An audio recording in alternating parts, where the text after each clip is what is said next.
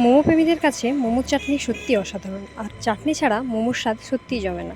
তাই এই ভিডিওটা আপনাদের জন্য করলাম। আপনারা যদি পুরো পদ্ধতিটা স্টেপ বাই স্টেপ দেখে নিতে চান, তাহলে অবশ্যই নিচে দেওয়ার লিঙ্কে ক্লিক করে পুরো ভিডিওটা একবার ভালো করে দেখে নেবেন। বড় ভিডিওতে দেখানো সমস্ত স্টেপ একের পর এক ফলো করে আপনারা যদি এই চাটনি বানান, তাহলে কিন্তু এই চাটনির স্বাদ একেবারে দোকানের মতো হবে। তাই অবশ্যই নিচে দেওয়া লিঙ্কে ক্লিক করে বড় ভিডিওটা একবার অবশ্যই দেখে নেবেন।